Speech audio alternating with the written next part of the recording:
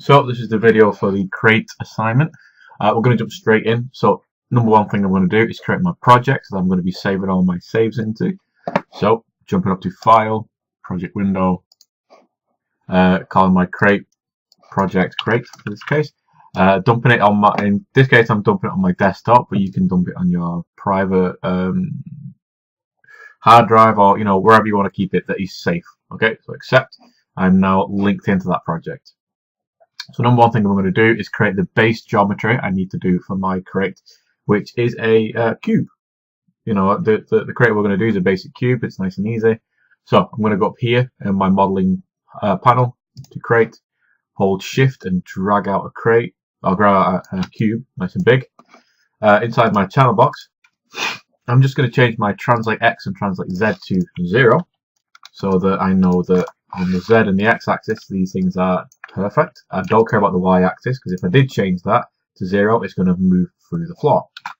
So I'm not going to make the crate like this. I'm actually going to delete most of these faces, just leave one, make one face, then UV it, then make the crate. Because if I make the crate all at the same time, then I've got to UV every one of these faces. It's going to take me more time. It might not be perfect, and I'm going to have issues later on with the way we're going to have to handle our UV and or handle our texture. So what I'm going to do is delete everything but the top face. So I'm going to hold right click, go to face. I'm just going to drag a selection box over the bottom section and delete like that. So with this left, what I'm going to do is actually do a save. So I've got a nice position to come back to if I need to. So crate 01. Remember, do not incremental saves to keep it nice and safe. Yep, cool. So now I'm actually going to make the basic shape of the crate, and we're going for a wooden crate look. So that is obviously a cube that has got a face actually protruding inwards, where we've got in the real wood sense, we've got the bracings or the structure that keeps the crate nice and sturdy, and then we've got these panels which are normally used to actually cover a surface or for branding. So what I'm going to do is actually grab this top face, still in face mode, grab that, and then I'm going to hit our extrude tool, which is up here, just once, and then I'm going to just scale in a little bit, like that. Now you're going to notice that we get this sort of black and grey kind of issue over here.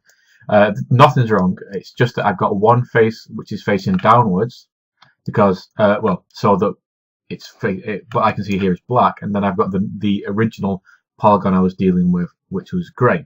So this black and grey is kind of fighting in between each other. So what I'm going to do, still in face mode, just move my mouse around the surface until I'm getting this big old red polygon like that. I'm going to select that and delete it, and then I've got our normal polygon there, and you're going to see that I've got my face here that's been brought in, and I'm able to adjust it a little bit with the scale tool. Now what I've done here is I've basically started to dictate how wide the panels in the side are going to be. So if I was doing something that's really realistic, I would have reference up, and I would try and get these as close as possible. These would normally be quite thin like that. But because I'm going for something that's a little bit cartoony, I'm going to just bring those a little bit further in. This gives me a nice area around the side to play with texture, and it also kind of gives it a little bit of a big squishy vibe, or a big kind of cartoony vibe anyway. So after I've decided how thick I want these panels to be, I'm going to grab the center face and I'm going to extrude again, but we're going to move it downwards. So this is going to be our inset, like that. And I'm just going to move it in a bit.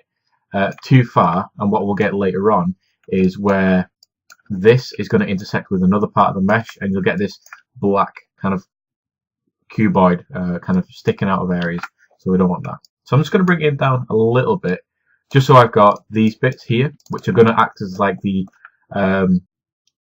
inside of these wooden planks, and then I've got my center panel, and then I've also got my frame. Cool. So when I've done that, and we've only used 2 or 3 tools so far, I just turn a wireframe on like that, that's actually all the modelling done. We won't be doing any physical modelling from now on. This is actually done.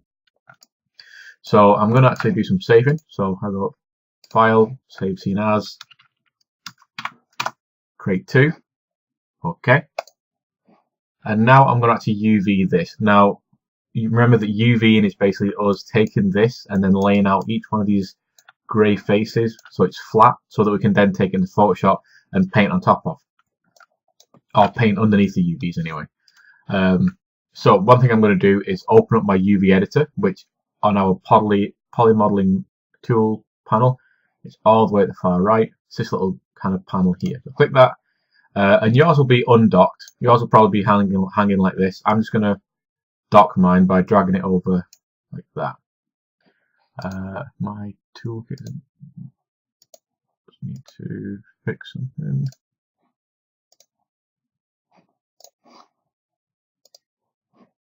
There we go.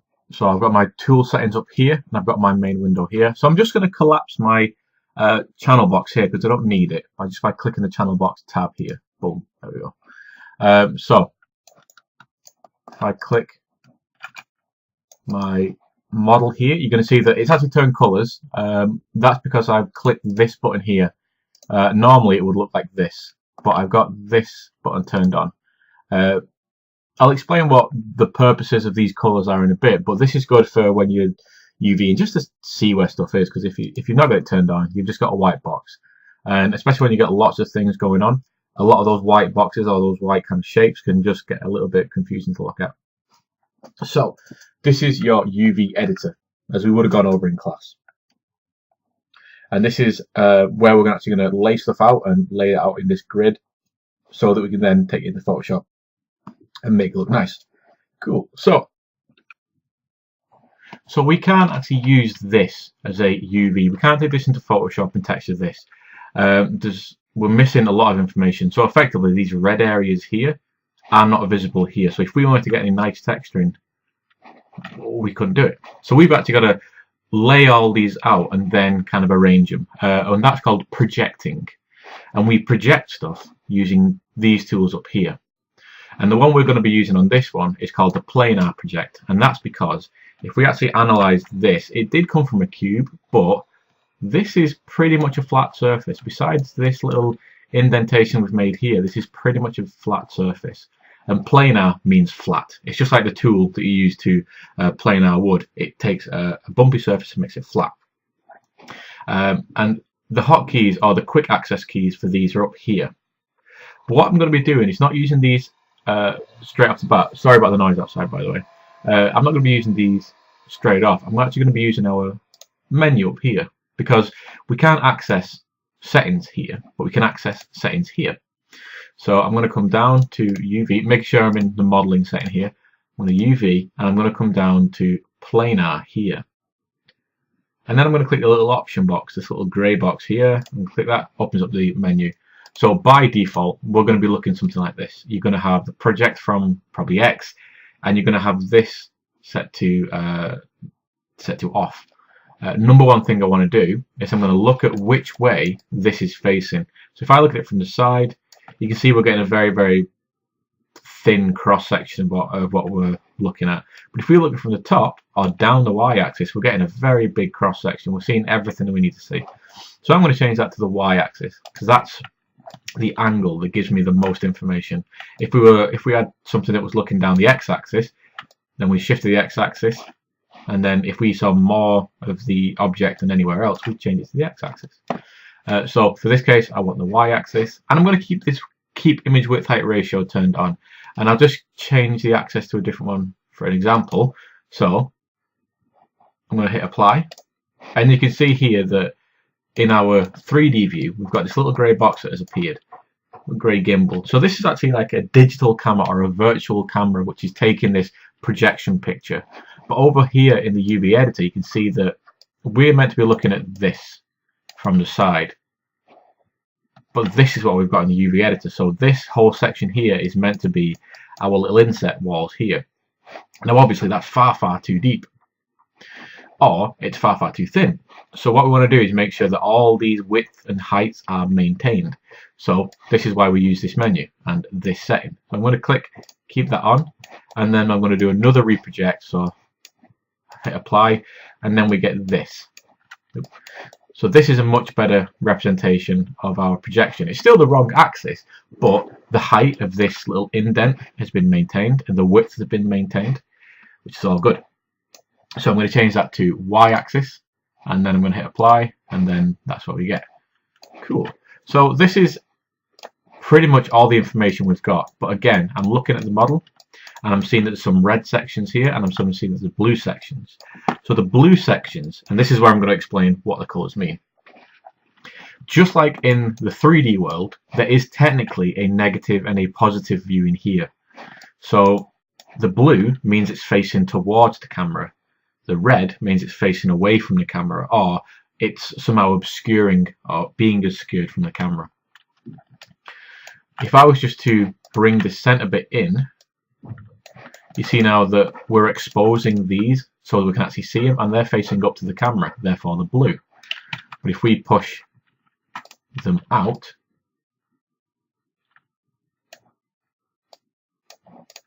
well, they still maintain blue, but they should actually be red. I don't know why I'm just doing that. See there, they're red. Ah, there we go. They've gone red. So they're red because they're actually facing downwards. So, but we don't need to worry about that too much. All we need to do is, in our UV editor, grab the very center in face mode, grab the very center, and not scaling in here. I'm going to scale in this window, my UV editor, and I'm going to just scale it in a little bit. Like that. Now what I'm doing is effectively exposing, again, these are meant to be blue, I don't know why they're staying red, this is just an issue with Maya, just struggling to, there we go. I'm exposing these so they're actually visible, that I can texture, because if they are just like that, then we're just seeing a line segment, we're not seeing the actual panel. So I want to expose those a little bit.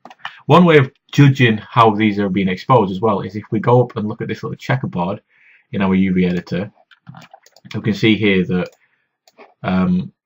the panel on the top and the frame panel here, they're all nice and square, but then these on the side, they're like stripes. That means we're getting a cross section of the checkerboard, and this checkerboard is used to make sure that UVs are laid out correctly. If it's square and if the letters are correct, then it means your UVs are laid out correctly. There's no skewing, there's no stretch or anything like that.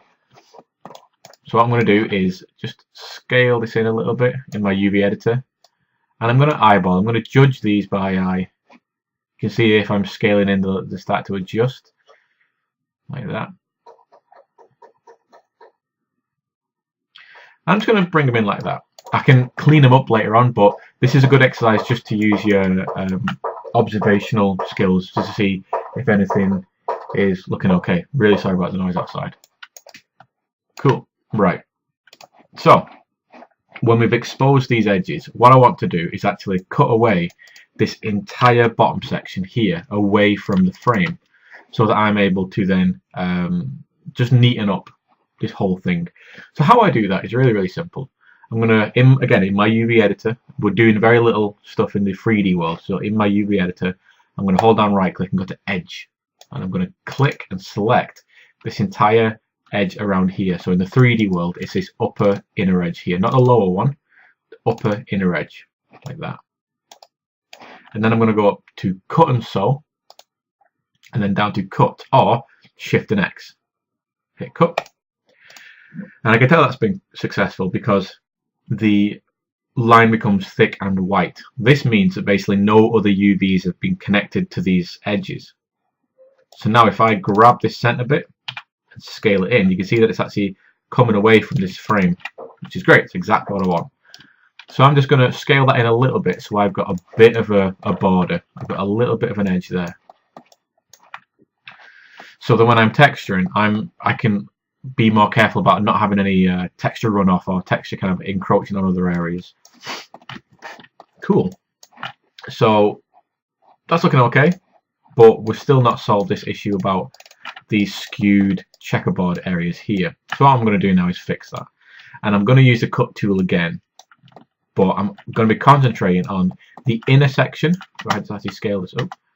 if I just make this a little bit bigger, our UV editor, I'm going to be checking out this inner section again, but these small little diagonal sections here, I'm going to go around and shift in edge mode, shift select those. So I've got all 4 of them selected, and then I'm going to do another cut. So now you can see these diagonals have been cut, they're nice and white and thick. And then I'm going to go to my UV. So I'll go hold down right click, go to UV, and then I'm going to just click. I'm not going to drag a selection box or anything like that. I want to click on an edge, just like that, on this inner edge here. And then I'm going to use my translate tool and just move, not from the center as well, I'm going to move it across either the Y or the Z axis, or the X axis. In this case, if I move it to the X, I can see that this is connected to this line here, which is fine. So I'm just going to move it a little bit like that, and I'm going to move this one a little bit like that. So now I've exposed these 2 edges. I know that this edge here is connected to this panel, and I know that this edge here is connected to this panel. And I'm going to do that going around. So I select this one, I'm going to use that. So now we've got a bit of a problem. I can see here that I'm actually distorting this edge here. I'm collapsing it. So once I figure out that, okay, this isn't part of the X axis, this is part of the Y axis, I'll Control Z back, and then I'll just move it down the Y axis. And again, I'm just going to move it into these general sort of like tab shapes so that I'm exposing them enough that I can grab them very easily. So go around to these ones. Okay, same thing. So I know that's not down the Y axis, so I'm going to move it down the X axis. And the last one. Okay, same thing again. Y axis, not Z, not X axis. Cool. So now I've got these. So let's go back and check out our checkerboard, see if it's looking okay. Nope, it's not looking good. You can see here that it's still skewed. Now, why that is because obviously if we look at the actual geometric shape of these, we've got right angles where these vertex are. It's all right angles. It's a nice regular shape. But inside a UV editor, we've got acute and obtuse angles. So we want to make sure that these angles here, this edge to go here, are nice and right. So the way I do that is I select an edge there, and I select this internal sort of the edge or the UV, sorry, not the vertex, the UV of this internal big square here. I'm going to grab this one, and then I'm going to grab this one, and I want to align this edge here to this edge here. So I can tell that this one is far to the right, so I need to compare to this one. So I need to align these to the left. I need to align this UV to the most left UV, which is this one. And we can do this inside this menu to the side. Like align and snap here, drop that down. These are all our alignments and grid matching and normalizations. We've got all these really cool tools in here. The one I want is this align, so the very, very top. And these are really easy icons to understand. Okay, so and we're only going to be dealing with these top 6 icons. So this one is align to the left, align to the middle, align to the right, align to the top, align to the middle, align to the bottom. So for instance, if I did align to the right, which is the 3rd one, we can see that this vertex is going to snap over here like that. Like that. Or if we did align to the middle, we can see that both of these are going to come to the very middle, to the middle meeting point, like that. But I want this one to align to this, so I want to align to the left, like that. And I can now see that, where does that one relate to? There we go. So if I do that again, we can see in our checkerboard, if I align to the left, see how that becomes more regular, much more neater. So then I'm going to go over to here. Now I want the opposite, because this is the opposite side of the panel. I want to do the opposite, so I want to align to the right, because I'm aligning to this inner vertex here. Not vertex, sorry, UV. Boom, like that. I'll go down to the bottom 2 down here, same thing. So this one, I want to align to the left, to this UV. To align to the left. And then this one down here needs to align to the right, because this needs to be in line with this. So align to the right. So if I turn my checkerboard on, we're going to see that these are much nicer. There still is, if I'm being really nitpicky, these are obviously rectangles, and I can actually fix that very easily and then just realign, and it's really easy to fix. So I can just go through and do the rest. But obviously with the side bits, what we'll be going to be doing is aligning to the top and aligning to the bottom. So I'm actually going to do this in one big go for these two. And this is another reason why I moved these to this. So I didn't just keep them kind of a little bit like this. I'm going to move them down so they're behind this line. I can grab these top two like that, and I know what I want to align them to this line here. So I want to align upwards. So I'm going to align up, and I know I want these two aligning to this line here. These two that I've got selected, these two guys aligning to this line. So I want to align down like that, and now you can see that we've got nice right angles going on. Everything's nice and regular, and if I look at my UV checkerboard, everything's looking much nicer, but it is still a little bit rectangular. So what I can do is just make some fine adjustments. So I'm just scaling in a little bit more, maybe like that, and now I've upset that this isn't right angle anymore, but all I have to do is do the same thing I've just done. So take this guy, and in this case I want to align back to the left like that. So I just want to make these right angles. So align to the right, align upwards because I want this outer one to align to this inner one. So align up, align up. This one I want to, this outer UV I want to align to this inner UV. So align to the left. Same thing here. This one needs to go align to the right. This one needs to align down. And this one needs to align down. So now we're looking at something far more regular. Far more regular. Nice. And then if I really want to, I can select the entire thing and just scale it up a tiny bit so that there's a little bit less of a gap there. That means that we can dedicate a tiny bit more pixel information to our object. But what I want to try and avoid is having these actually overlap the other UVs like this, or get so close that it's really hard to discern what line is what. So I'm going to just make a little bit of a note of an obvious gap between these two pieces like that. Okay, so that is actually UVing done, and that's our modeling done. So technically our model's good to go, but obviously it's not looking super finished because there's just one panel. So what we need to do is actually create the actual box itself, which is very easy to do. So I'm actually going to do a save as well because I've realized I've not saved in a while and I don't want to lose all the work I've done. So I'm going to go to the file, save as, and then my crate number 3. There we go. So 3 saves. So what I'm going to do now is I'm going to just start to duplicate and rotate these panels around so they are in a much more, they make our crate shape. I'll just turn off this blue. There we go. I don't want that on. So here we go. Cool. So what I want to do is actually start to duplicate and rotate these around so we actually start to make our crate shape. But what I want to do as an exercise to get to know the software and know the tools is I want to actually move this manipulator and snap it to one of these corners. So I can actually start to grab a corner, snap it to another corner. And that's really easy to do. If I hold D, we can see now D for delta. We can now see that this manipulator has changed. So if that's not me holding, this is a normal manipulator, and I can move stuff around. If I hold D and move around, you can see this moves independently. That's me basically getting the manipulator and independently moving it from the surface. So if I need to have the manipulator in a specific area, I can move it to that area, and then that will then be my point of origin for any sort of rotation or movement. So at this point the rotation is off to one side and I'm rotating around a point in space.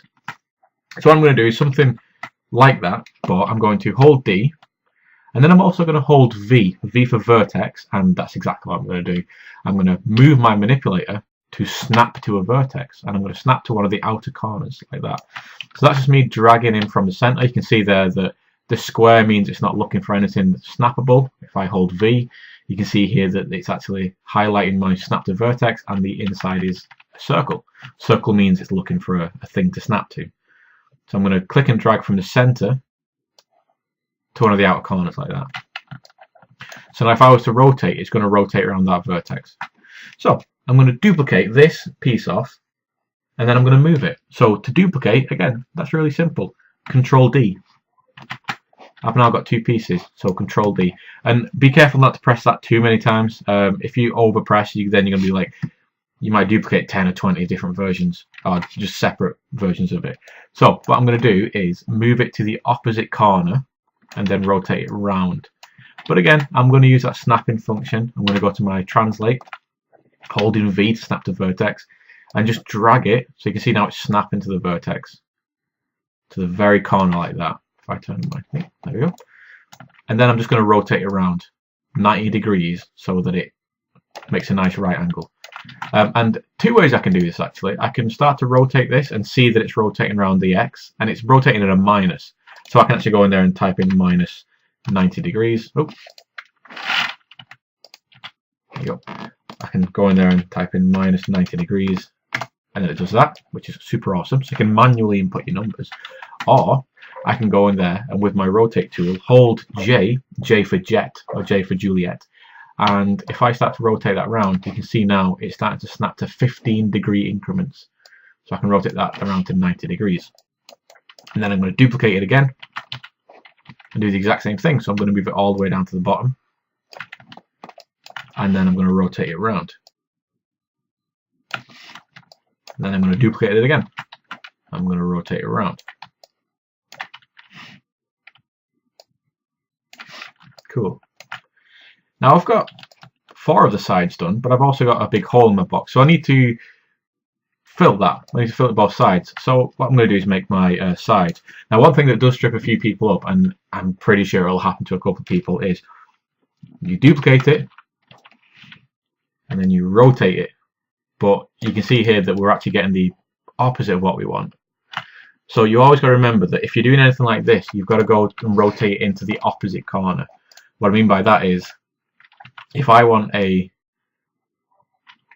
panel facing this direction over here, I've got to bring it over to this corner and then rotate it. And it's like a door. Just think of it like a door. So I'm going to bring this over to this corner. Make sure to snap it to the corner, and then I'm going to rotate it in. Again, I'm holding J to do that. And then I'm going to grab this one, and I'm going to, so this is a little bit different. Rotate it in like that, and then I'm going to rotate it in. There we go. And then that's our crate done. All our sides are filled. If I get rid of that grid. All our sides are filled. It looks pretty good. But one thing we are dealing with here is we're dealing with 6 separate objects. If I press 3, 3 is a proxy smooth. It basically shows me an approximation of what it would look like if I subdivided it or smoothed it off. I don't model in this view often at all, but in this case I'm using it just to check if any edges are connected. So I can see here that we get these little discs, and that's showing me that none of these edges are connected. But just as a kind of demonstration, if I connect these 3 together and hit 3, you can see here now that where these bits aren't connected, we've got these 3 bits that are connected, and you can see here that there's a join, so the subdivision has kind of changed a little bit. Cool. So what I'm going to do is just bring them all back to normal. I'm going to combine, and then I'm going to merge them together. So our combine is really easy. I'm just going to select everything, or you can go around and manually select. And then I'm going to hit this little icon up here, this circle with 2 orange panels in. That will then combine them, but we're still dealing with 6 separate objects. They are part of the same family, but they are not connected. So now what I've got to do is merge. Now normally you would have to select 2 vertex to merge, but because these vertex are perfectly on top of each other, if I just hit merge, they all automatically merge to each other like that. So in the 3D view, in the smooth view, what that would look like is that. So you can see now that they're all merged. There's no gaps anywhere. And our cube is a solid mesh with no holes or anything like that. If we go back to our UV editor, actually now that I've done that, I'm actually going to do a save. So save number 4. If we go back to our UV editor, what we will see is we won't have 6 separate UVs. We've got 1. And what's happened is, because I've duplicated this, it's not laid it off to the side. It's literally just put the same UV on top of the UV on top of the UV on top of the UV. Now, that's not a problem at all.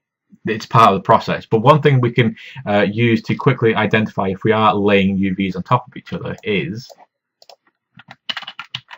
the fact that UVs are additive. The colour on the UVs are additive. So this is a very pale purple, but the more we stack them on top of each other, the darker they get. So you can tell there that this is just one face. This is just one panel. This is 5 panels stacked on top of each other. Okay. So what I want to do is I want to separate these out, and I'm going to separate these out into 4 different spaces. If I just make the view a bit darker, there we go. I'll make you smaller. So I'm going to fit these into these 4 spaces. So we've got one space filled up here, and we've got 3 other spaces here. So I'm going to basically move an entire panel to one of the spaces, which is very easy. So I'm seeing as I've got this one selected. What you saw before as well, this is another quick tip.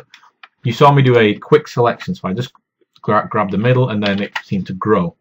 Now what I've done there is just grabbed a face in the middle and then held shift and then hit period or full stop, and that grows the selection. Now if I hit shift and comma, it shrinks the selection. So that's full stop, comma, full stop, comma. That's a really quick way just to select an entire area. So I'm going to grab this whole face and I'm going to use the snap to grid here, because there is a grid inside the UV editor, so we can use that. And what you might notice here is they're actually broken down into points here. So we've got 1, 0.1, we've got negative 0 point. So it's all like you've got one. Each one of these darker squares here is 1 UV unit, but inside this it's broken down into 5 subunits. Okay, so what I'm going to do is grab this whole face and I'm going to hold X and I'm going to just move it down. You can see that it's clicking. Click, click, click, click. I'm going to move that down till it's in the middle and it perfectly lines up with that edge there. And then we're going to go around to another panel. It doesn't matter what panel it is, because I just want to lay out 4 separate UVs for now, and it's just like a guidance. So then I'm going to hold X, move those to the side. Oh, that's a bit too far. Like that. Cool. So you can now see that those line up perfectly. And I'm going to grab another one, grow that, and then I'm going to drag that one down and move that out to the side. There we go. So now we've got 4 spaces perfectly filled up, which is good. Now you can see that this one is darker because I've still got a majority of the faces laid over. So I've got these 3 faces lying over top of each other. In this case, for this assignment, that isn't a problem. If you're ever going to bake lighting into a texture, or you, a lot of the time you want to kind of avoid overlapping textures if you can help it. Especially overlapping textures. If you've got 2 textures overlapping which have no kind of connection to each other, texture-wise or kind of like thematically, then you will get, like, you know, your very cold, isolated desk in an office is then going to get a fern leaf kind of approaching on it because the UV is encroaching on the fern leaf UV. That might sound really confusing at first, but we'll go over that sort of stuff in class, or we have already gone over that sort of stuff in class, so you'll understand. So all I've wanted to do here is just lay out 4 sections or 4 quadrants. Now what's going to happen, and what I've shown you in class already, is that we're going to use each one of these quadrants as basically a version of the texture, and then we can grab any one of these quadrants. So for instance, I'll just grab this one and say I want this one to be this quadrant. So I can move the UV over to that part of the texture, and it will then take that texture, and I can just move all these different pieces around and decide what I want on that piece of geometry. This is effectively how things like Minecraft does what they do with so many different textures, or games that have a lot of shared textures, or a lot of little small textures which are on multiple of the same shaped asset. They'll have basically a texture sheet full of these different things, and they'll just shift the UVs around. So, like that. But one thing I do want to point out, which again I would have pointed out in class, I've laid everything out nice and big there across 4 of these dark squares. That's just me kind of laying them out at first, and what I really need to do is make sure that all my UVs fit inside this square here, where the green and the red line is, and the 0 point to the 1 point up here, that's where I want my UVs. Okay? 0 to 1, 0 to 1. We want them fitting there, which is really easy to do. So all I have to do is D and then V, because it even works inside the UV area. I want a D, so I can move my manipulator around. D and then V, so it snaps the vertex, and then snap it to a corner like that. And then what I want to do is hold J and then grab the center of the scale. Now remember with the rotation, J snaps to 15-degree increments. Now what J does with scale, or what should do with scale, if it doesn't then we can fix it. What it should do is actually jump to 50% increments for your scale. So if I start to scale down, this is going to come down to 50%. Like that. So now this is fitting perfectly inside this 1-to-1 UV area. Absolutely perfectly. There's no overlaps. It fits up perfectly with the seam. And what happens as well, if we have a texture which runs over here, it doesn't go into darkness. It just goes into this part of the texture. Because textures, every time it comes to, if we're going to the left here, and we have a texture which runs over this line, then it's just going to repeat again. All these squares just keep repeating. So that's where you're getting like panning textures that work really well, are seamless textures. They'll have these points in the texture where even if the texture was to go over the UV line, there's not going to be any noticeable seams or anything like that. So when I've done that, I'm going to save because I've already done a lot of work. I'm ready to actually texture this now. This is ready to go into texture. So I'm going to go and file save as, and do my 5th crate save like that. And then I'm ready to actually take this to texture. Now, before I take this to texture, I need to actually send out these lines, this image, to Photoshop as an image. I can't just say take to Photoshop because there's no way of doing that. So what I need to do is take a UV snapshot of this. And one thing I need to make like clear is if you don't have them selected, if you just nothing selected and you go to UV snapshot, you will literally get a blank image because you need to tell the snapshot what to take a picture of. That's quite common when you're doing objects that have multiple materials, and they'll basically be sitting on top of each other. But what you'll do is you'll select an entire UV set, take a snapshot of that, and then it'll only take that what you've had selected into Photoshop. So we want to make sure we've got everything selected. So face mode, get everything selected. And then I'm going to go up to making sure as well, stress this a lot, making sure it's within this square here. I don't want it out on these squares. I just want it here. And then with that selected, I'm going to go in, it's still inside my UV editor. I'm going to go up to this little camera here. I'm going to click that and it's going to bring up this window. So it's telling me that it's sending it somewhere it shouldn't do. Okay. Well, this should be going to my Create Source Images folder. So I should be looking at D drive desktop Create Source Images. I don't know why it's not sending there.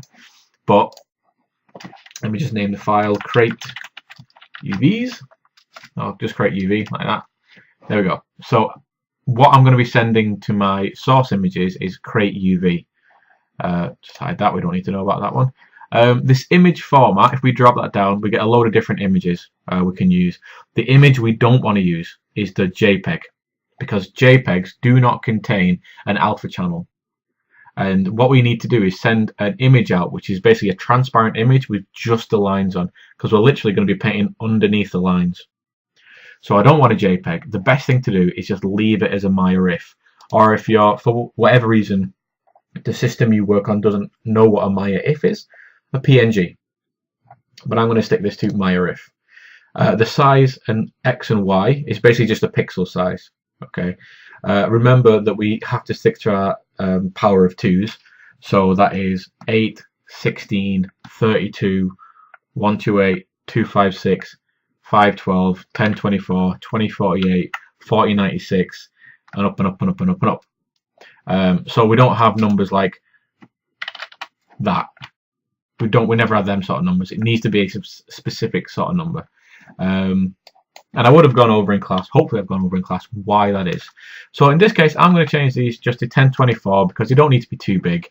Well, actually, no, I'm going to change it to 2048 because a process I tend to do when I'm doing stuff in Photoshop is I will make my image I'm texturing on twice as big as my output so that I can get a lot of detail in. And when I actually size that down from 2048 to 1024, Photoshop's really good at containing all that precise information. Maybe I'm doing some really fine detail.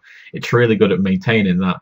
But if I'm working on a sheet which is 1024 and I'm just not able to get the pixel information in because there's not enough pixels to dedicate to it, I'm kind of stuck. So I always work double the size of my output. Lock aspect ratio, anti-aliasing lines, all that sort of stuff. Just leave those. The edge color is literally what the lines are going to be colored as inside Photoshop. I'm going to change these to a red just to make a point, like that. Just click OK. Done. And then I'm going to click Apply and Close. So that's going to do is dump out a Maya if called Create UV into my source images folder in this Create folder. So Apply and Close. Cool. So let's go have a check of this in Photoshop. So here in Photoshop, I've just got to File and Open, and then it's navigated to my Create folder. So I'm going to go to Source Images, and now you see here I've got this Create UV if. So I'm just going to double click that, and it opens up the file, and then here you go. And what it gives us is a single layer. So I'm going to call this, I'm going to name this layer and call it UVs, and I'm actually going to lock the layer. But if I zoom in, you'll probably be able to see that I've got some red lines, and this is literally the UV sets I've just made. So what I'm going to do is actually make a new layer by clicking this little dude down here. You might be on a more newer version of Photoshop, but the layer stuff should still work the same. So I'm going to make a new layer, but I'm actually going to drag this underneath the UV layer. This UV layer here should be at the very top because literally we're going to be colouring underneath everything. Or the UVs are going to be coloured underneath. It's the opposite of colouring in a colouring book, essentially. So, with that done, I'm just going to drop a black. Oh, no, it's not black. I'm going to call it a dark grey. Like that. So now we can see that a lot better. We can see that we've got these red lines going around our object, and that's literally our UVs, and that's how we're going to paint our textures on our objects, and that's what we're going to be doing for every one of our pieces.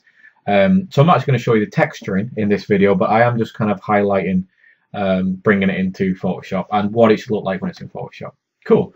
So this video was pretty quick. I've jogged over quite a few things that we would have gone over in class and really laboured in class. If you've got any questions or something doesn't make quite enough sense, send me an email and we'll sort it out.